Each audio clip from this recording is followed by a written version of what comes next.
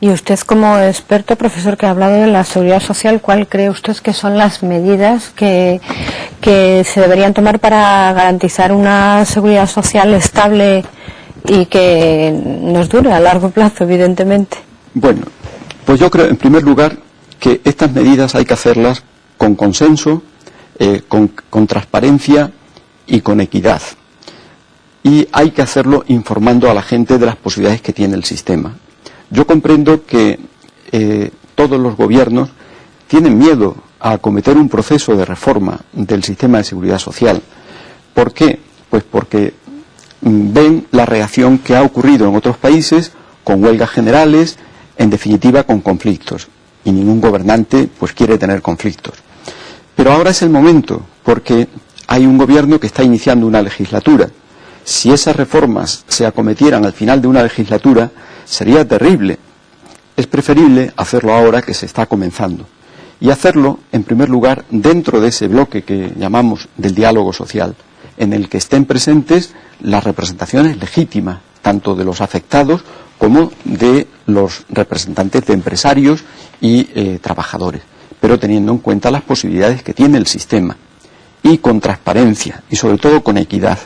O sea, tiene que haber un refuerzo de la contributividad, esto es, que haya una equivalencia financiera entre lo que la gente aporta y aquello que va a recibir, que no se beneficie a una generación en perjuicio de las generaciones siguientes, porque la seguridad social está basada en un principio básico, que es la solidaridad entre generaciones, pero claro, una solidaridad que esté basada en principios actuariales, objetivos y equitativos.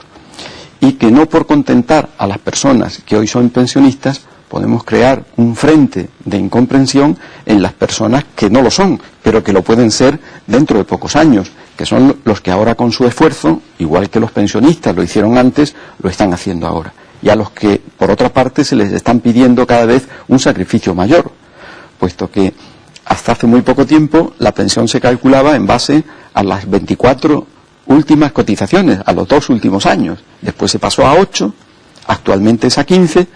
Quiere decir que las personas que todavía están en el mundo del trabajo, pues han visto cómo en un periodo relativamente corto de años, 10, 15 años, pues se ha pasado de calcular una base reguladora del pensionista que se jubila,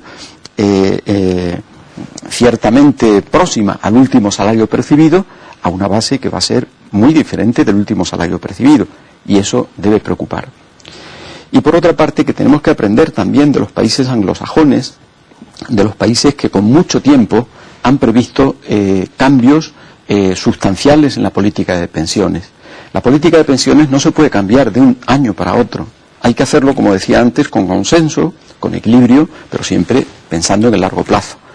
Y tampoco para que vaya afectando a los que se van a jubilar año que viene o dentro de 2 años. Tienen que ser reformas progresivas, discutidas, equitativas, consensuadas y sobre todo en la que se informe a la gente, que se informe a la sociedad con total transparencia. Y posibilitando también figuras alternativas para aquellas personas que, teniendo posibilidades de ahorro, puedan constituirse un sistema complementario a su pensión. No es que la legislación quiera favorecer a este segmento de personas, sino que los mercados financieros se beneficiarían si estos capitales que pueden constituirse a través de fondos de pensiones, de mutualidades, de sistemas de previsión social voluntaria, de planes de pensión asegurada, de seguros de jubilación, pues de alguna forma son recursos que dejan de gastarse, que no se consumen, que se ahorran, que se invierten en los mercados, sean mercados financieros o en el sector productivo, y que de alguna forma están financiando la economía nacional. Y todo aquello que sirva para financiar la economía nacional sirve para generar un producto bruto mayor y, naturalmente, mayor cantidad de gente trabajando, que en el fondo es en aquello en lo que está descansando el sistema, en el mercado de trabajo.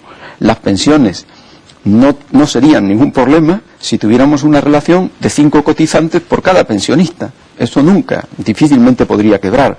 Las pensiones se resentirán el día en que haya un trabajador activo sosteniendo a un jubilado. Y profesor, ¿usted cuál cree que es, siempre que se habla de la seguridad social y de las pensiones, se le queda a uno, vamos, el cuerpo horrible? Entonces, ¿usted cuál cree que de verdad es la salud de la seguridad social? Pues mire, respecto del pensionista ya jubilado, yo creo que ellos tienen garantizada la pensión por ley. El pensionista, el que ya es pensionista, ha causado su pensión, tendrá una pensión revisada en un porcentaje más alto o más bajo. Eso dependerá de cómo evolucionen los precios y también de las posibilidades del sistema.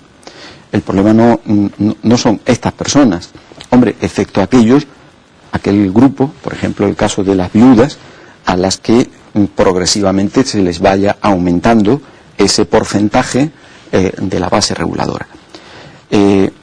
Pero al resto, a las personas a las que más le va a preocupar la pensión, es aquellos que están ahora entre los 60 y 65 años o entre los 50 y 60 años.